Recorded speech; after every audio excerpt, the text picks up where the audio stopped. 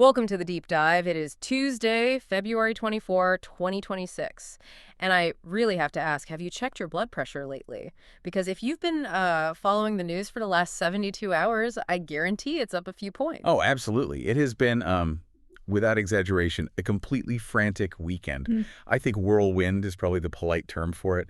Geopolitical blender might be a bit more accurate. Geopolitical blender, yeah, that's exactly what it feels like. Usually, when we sit down to do these deep dives into the sources, we're looking at one big story. Maybe it's a tech breakthrough or an election.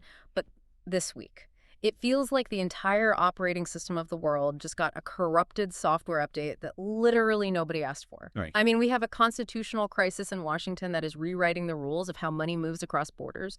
We have a returning power player in Iran who is, and it's still kind of can't believe this is real, a brigadier general and a scholar of Immanuel Kant. It's quite the resume. It really is. And on top of that, we have a historic border dispute in South Asia that has just suddenly turned into an air war. It's a lot for anyone to process.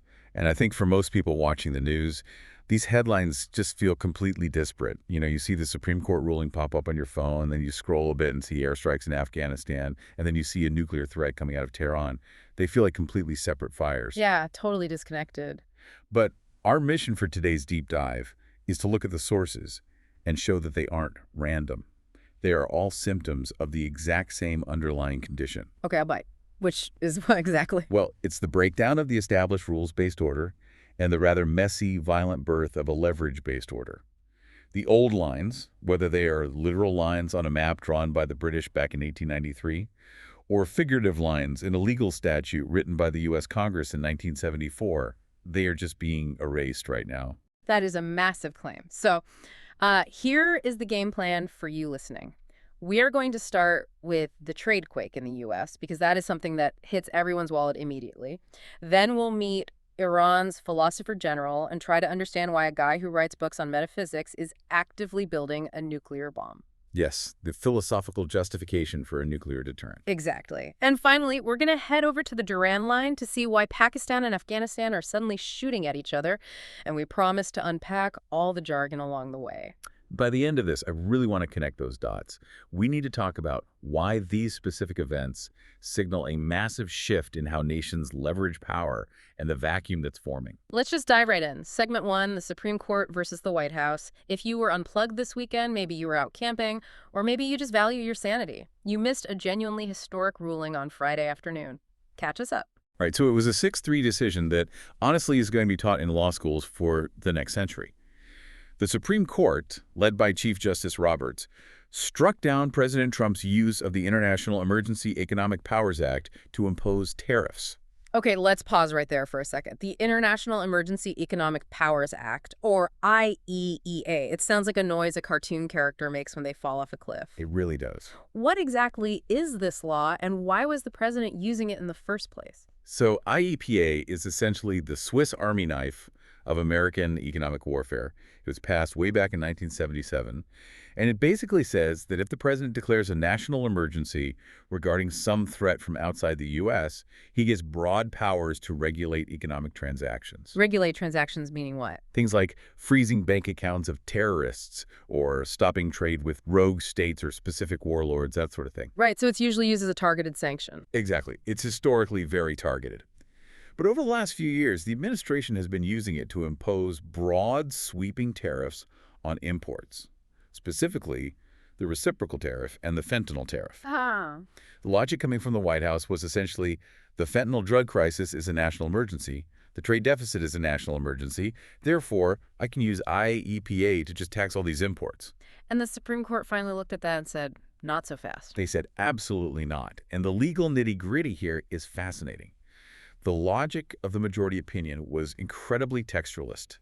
Chief Justice Roberts looked at the U.S. Constitution, which very clearly gives the power to tax, and make no mistake, tariffs or taxes, it gives that power to Congress, not the president. Right, the power of the purse. Exactly. They argued that the power to regulate importation under IEEPA does not, under any circumstances, grant the president the power to raise revenue through taxes. I remember reading one analysis in our source material that had a really great way of explaining this. It said the court basically ruled that regulating importation means you can, say, ban teddy bears or inspect T-shirts for contraband, But you can't just decide to tax everything from teddy bears to T-shirts to fund the government. That's the absolute crux of it. It was a massive check on executive power. The court effectively said, look, if you want to tax trade, you need Congress to pass a law. You simply cannot do it by executive fiat under the guise of an emergency act. So Friday afternoon, this ruling drops, and immediately the business world just goes into full cardiac arrest. Because these tariffs have been collected for a while now, we are talking about actual cash that companies have already paid to the U.S. government. Billions and billions of dollars. So if the Supreme Court says the tariffs were illegal from the start, does the government have to give all that money back? That is the $175 billion question right now.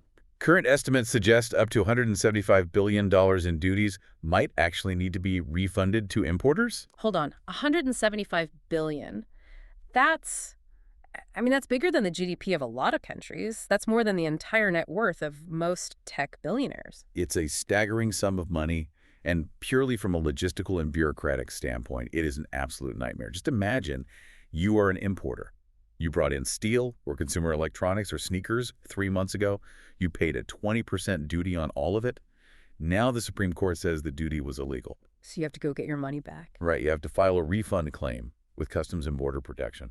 Does CBP even have the software or the manpower to handle millions of refund requests all at once? Probably not. And more importantly, does the U.S. Treasury just have $175 billion sitting in a jar labeled refunds? No. That money has been spent. It's absorbed into the general fund. So now you have this massive budgetary black hole opening up at the exact same moment. The entire legal framework for trade is just collapsing. Okay, so that's Friday night, total chaos. You've got trade lawyers popping champagne, importers cheering, government accountants probably crying. But the story didn't end there, did it? And this is where the whiplash really comes in. Right, because if there's one thing this White House is known for, it's speed. Within hours of the Supreme Court saying you can't use IEEPA, the White House lawyers were furiously digging through the archives. And they found a zombie law. A zombie law. I love that term. It really was dead and buried. The Trade Act of 1974. Specifically, Section 122. I feel like we're all becoming amateur trade historians this week. I had literally never heard of Section 122 until Saturday morning. What is it? To understand Section 122, you kind of have to mentally travel back to the early 1970s.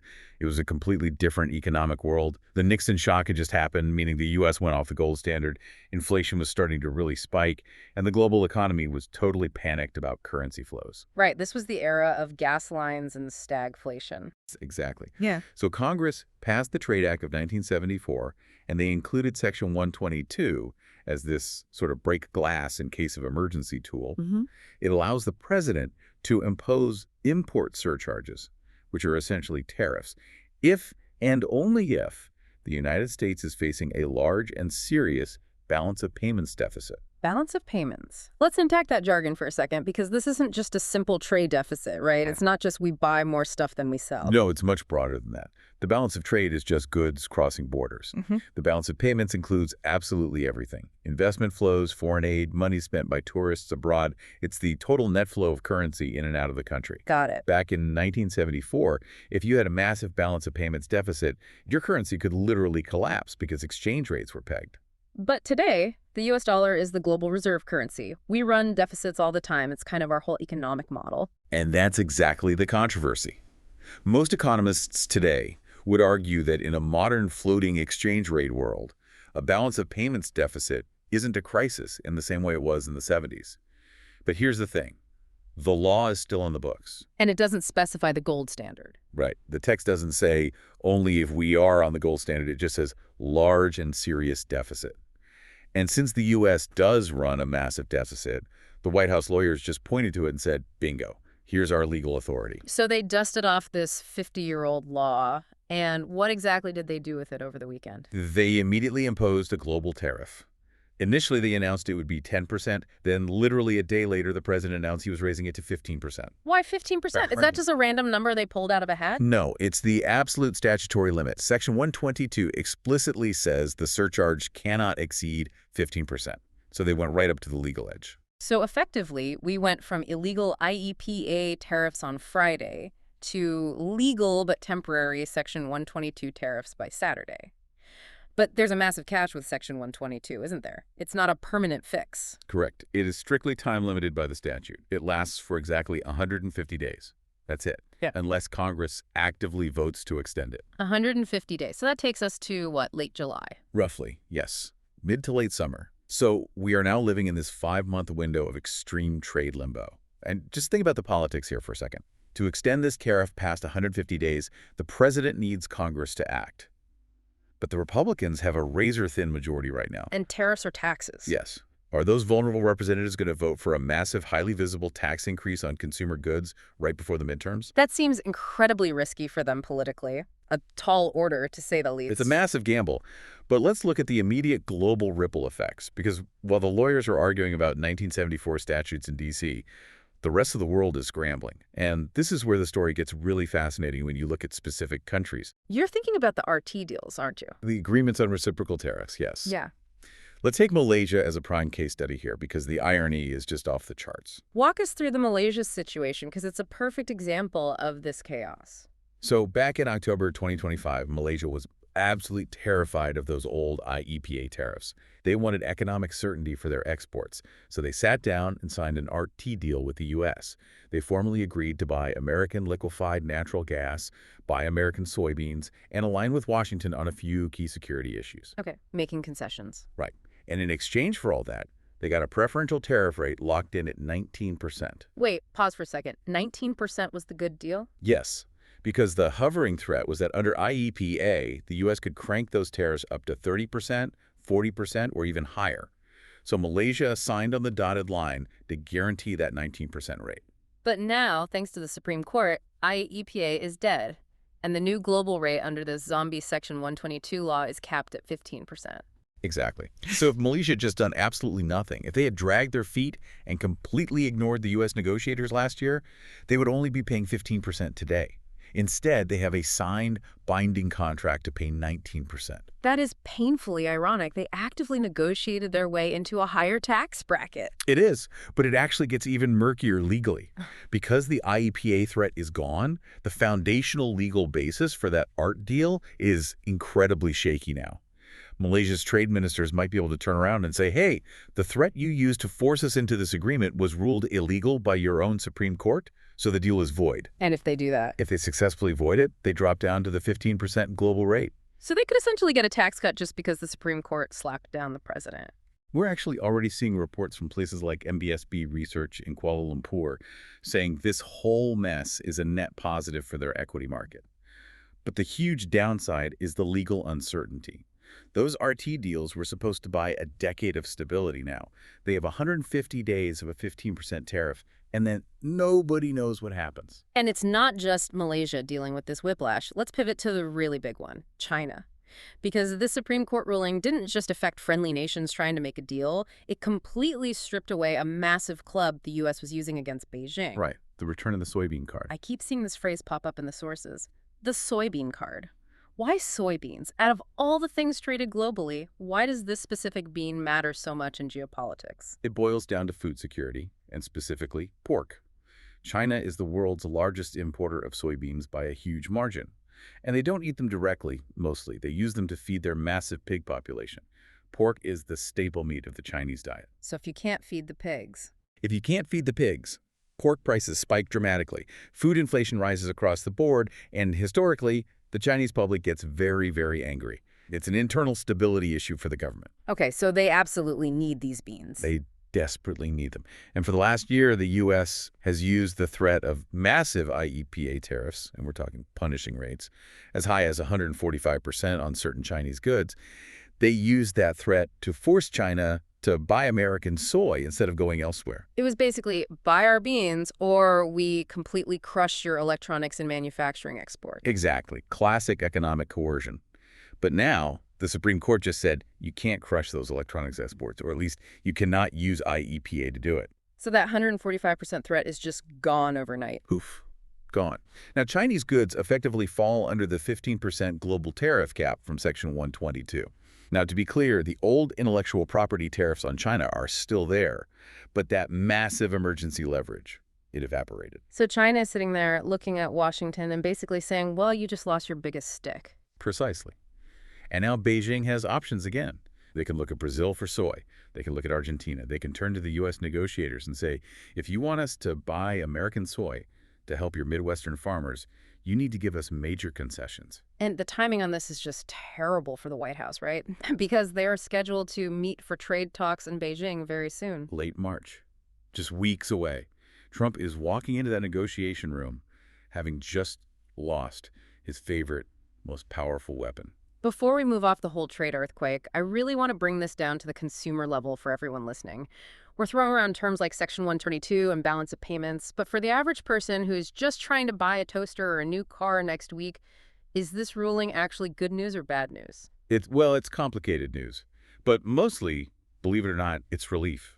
The Yale Budget Lab actually ran the numbers over the weekend to figure this out. What did they find? Under the old illegal IEEPA tariff regime, the effective tax rate on all imports was hovering at nearly 16.9%.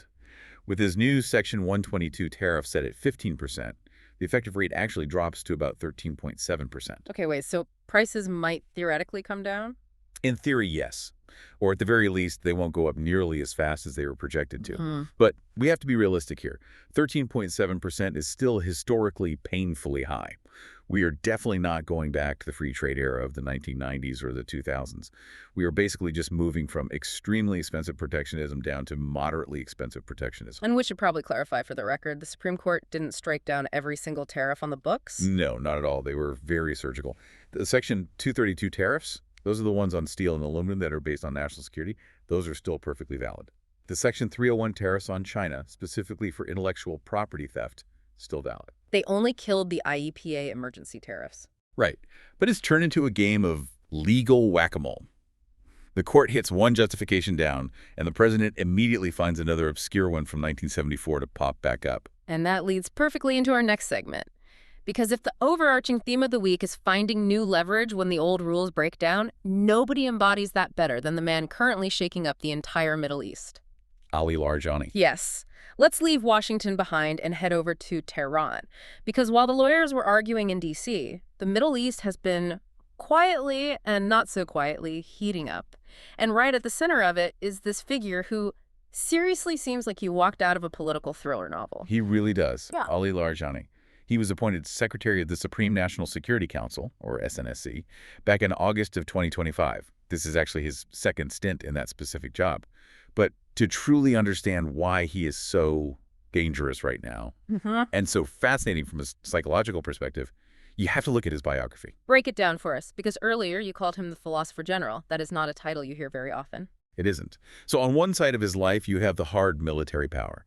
He is a brigadier general in the Islamic Revolutionary Guard Corps, the IRGC. He was a frontline commander during the brutal Iran-Iraq War in the 1980s. So he's seen real combat. Oh, absolutely. He knows how to run a war. He has deep structural ties to the Iranian security state and their vast intelligence apparatus. Okay, so far he sounds like a classic military strongman, a very standard profile for a leader in that region. But then you flip the coin. He actually started his academic life studying computer science and mathematics. He wanted to be a tech guy.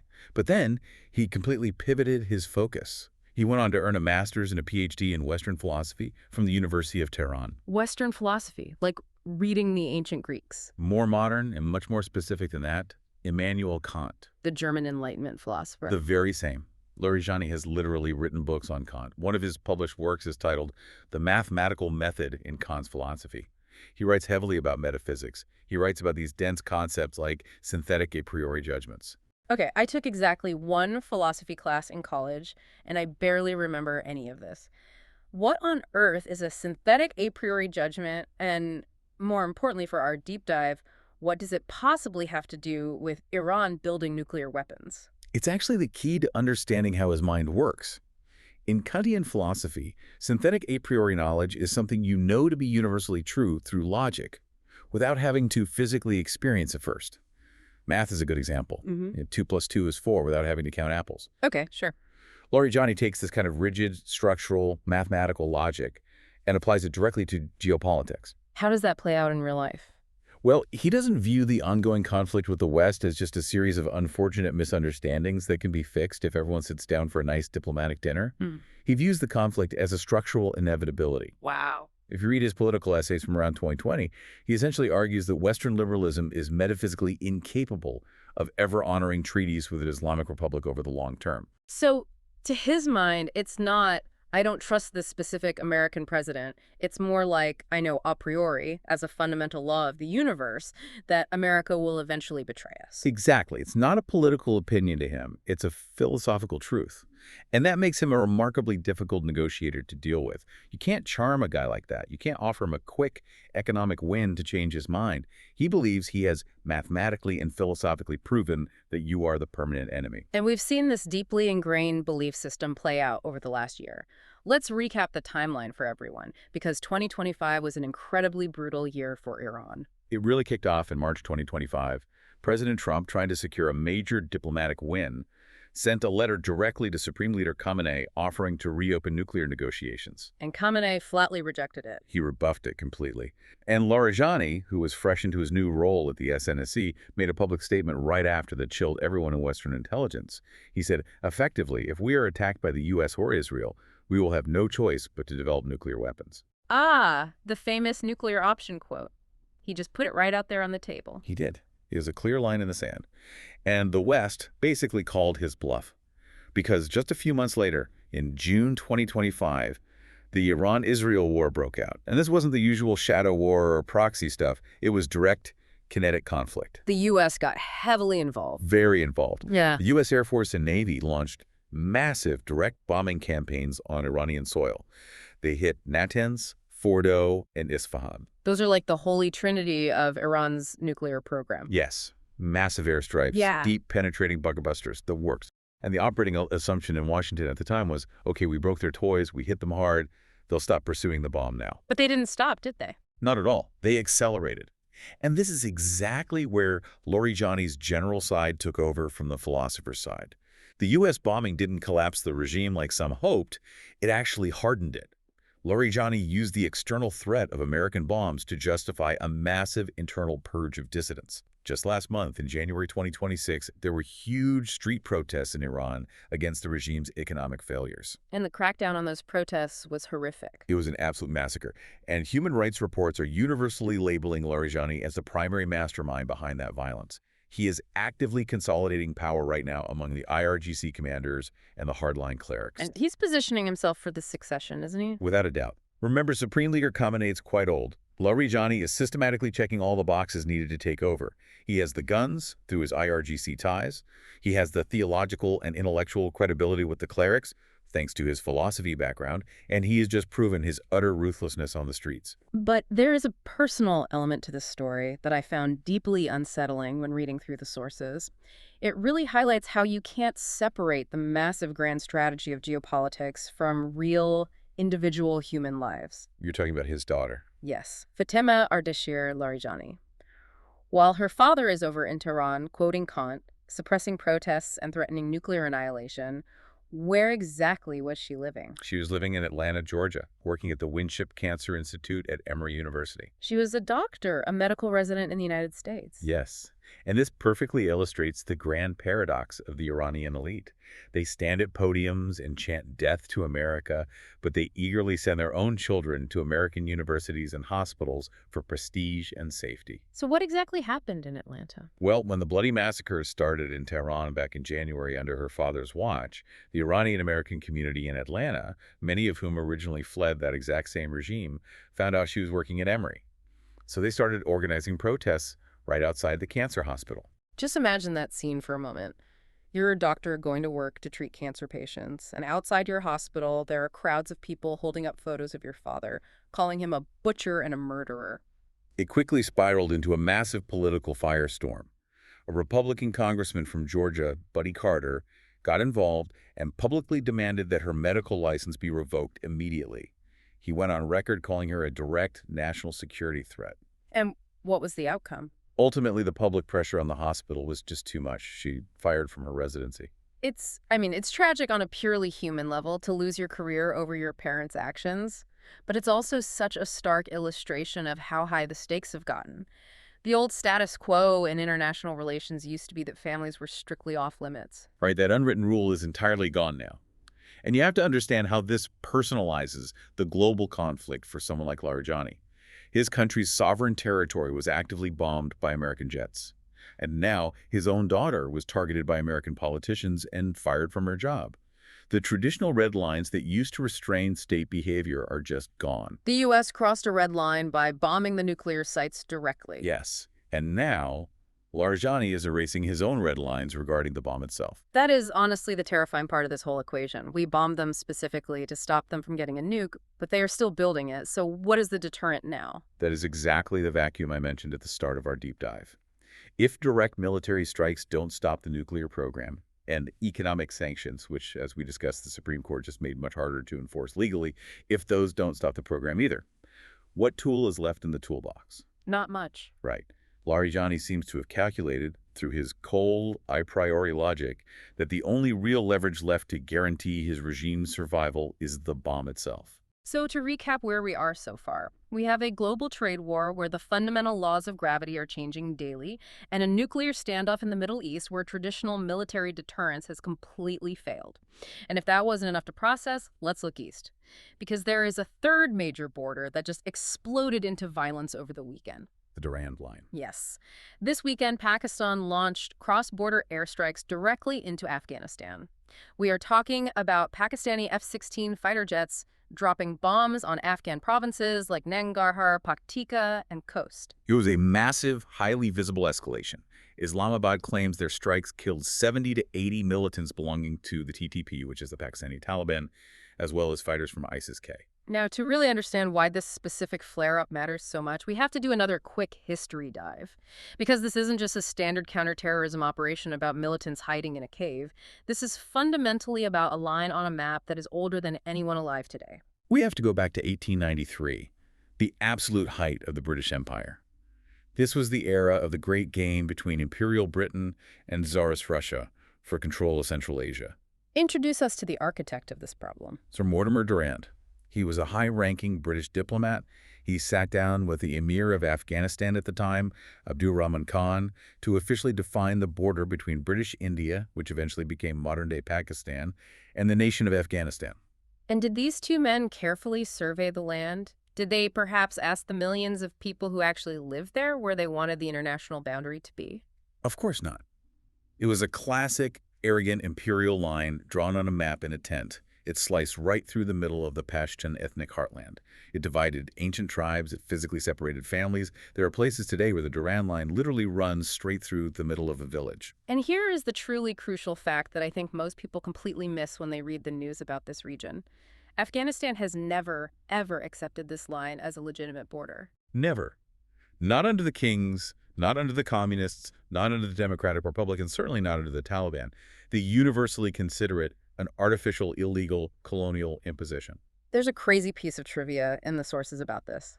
In 1947, when British India was partitioned and the new state of Pakistan applied to join the United Nations, Afghanistan was the only country in the entire world to vote no on their admission. Exactly. Why?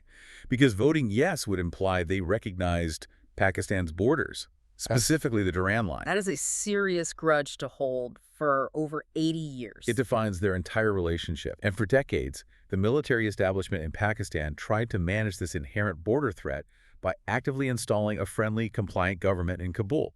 They heavily supported the Afghan Taliban during the 90s and during the U.S. occupation.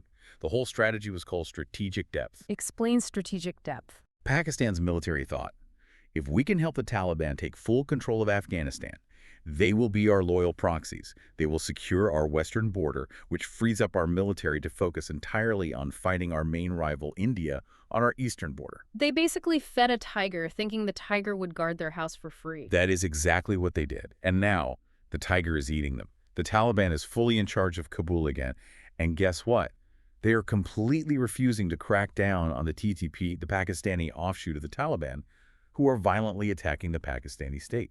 So the extremist group that Pakistan spent 20 years helping put into power is now providing safe haven to the extremist group that is actively bombing Pakistan. It's a total Frankenstein monster situation. The TTP launches deadly attacks against Pakistani police and soldiers, and then they just run back across the porous Durand Line to hide in Afghanistan. Pakistan angrily demands that Kabul stop them and hand them over.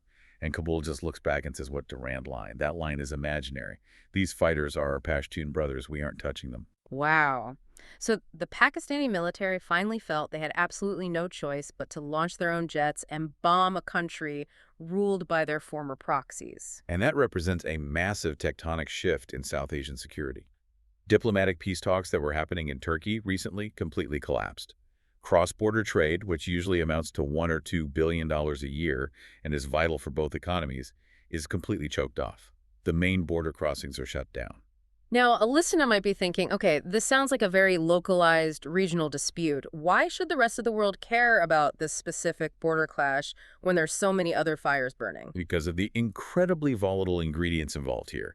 You have a fragile, economically unstable state in Pakistan that possesses a massive arsenal of nuclear weapons.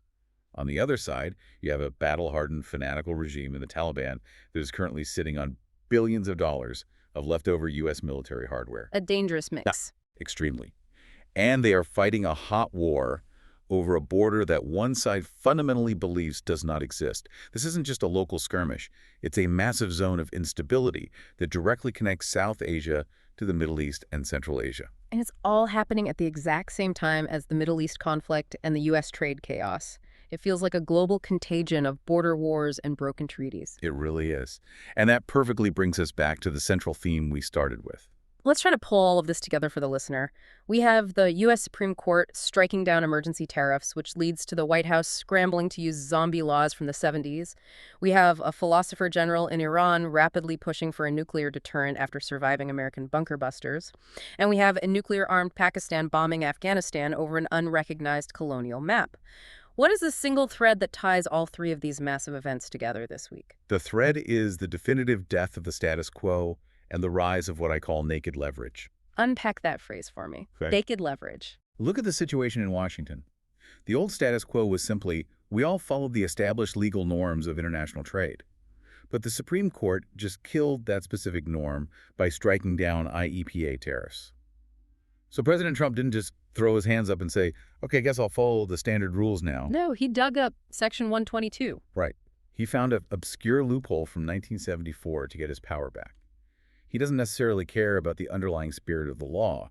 He cares about keeping that 15% global tariff, because that tariff is his leverage over China and Europe. Okay, I see that. And how does that apply to Iran? In the Middle East, the status quo was always an unwritten rule. Build a nuclear bomb and we won't bomb your homeland. Well, the U.S. essentially threw that out when they bombed Iranian soil in 2025. The status quo failed to protect Iran. So now Larijani, using his cold philosophy, is pursuing the ultimate form of naked leverage, the nuclear warhead itself. He genuinely believes it's the only thing that guarantees his country's survival in a lawless world. And the Durand Line fits into this too. Absolutely. The historical status quo there was a delicate wink and nod agreement where Pakistan kind of ignored the border disputes in exchange for geopolitical influence in Kabul. That arrangement is dead and buried. Now, Pakistan is using F-16 fighter jets to physically enforce a line that Afghanistan ignores. The polite diplomatic fiction is over. It's just raw military force against raw military force. It really feels like the entire globe is in this massive, messy negotiation phase. But instead of negotiating with diplomats in nice suits sitting around a mahogany table in Geneva, we're negotiating with 15% tariffs, spinning uranium centrifuges, and airstrikes. That is the perfect way to articulate it. Yeah. We are literally renegotiating the fundamental terms of global existence right now. And because the old contracts, the trade treaties, the non-proliferation agreements, the colonial maps, because they are all being torn up simultaneously, the renegotiation process is inherently violent and chaotic. It's all just brute force transactions now. If you want me to buy your soybeans, drop the tariffs. If you want me to stop building the nuclear bomb, guarantee my regime's survival. If you want a secure border, hand over the TTP. It's highly transactional, it's incredibly volatile, and honestly, it's exceptionally dangerous for everyone involved. And there's one final provocative thought I want to leave the listener with today. You mentioned a vacuum much earlier in our conversation. Yes. Think about the combined overarching message of this single week's news. The U.S. Supreme Court just severely clipped the American president's wings when it comes to unilateral economic power. They explicitly said you are not an economic dictator. You cannot just tax the world whenever you want. Right. But at the exact same time, the U.S. military directly bombed Iran last year. Yeah. and it entirely failed to stop their nuclear acceleration. In fact, it sped it up. That is a glaring failure of military coercion. So if I'm hearing you correctly, American economic power is currently legally constrained by its own courts, and American military power is practically constrained by its inability to actually change regime behavior on the ground. That is exactly the profound quote I want everyone listening to just sit with today. If the long era of total, unquestioned American deterrence is finally fading, if Washington can't just sanction its way out of global problems because the Supreme Court says no, and it can't just bomb its way out because it clearly didn't work in Iran, then who or what fills that massive power vacuum? Does a guy like Larijani fill it? Does a rising China fill it with their art tea deals? Or do we just have to learn to live in a multipolar world with absolutely no center of gravity? I suspect we are entering a world of competing aggressive centers. A world where every single nation, big or small, is frantically grabbing for whatever raw leverage they can find, whether that happens to be a dusty 1974 trade law or a brand new nuclear warhead. That is a much messier, much louder, and much more dangerous world for all of us to navigate.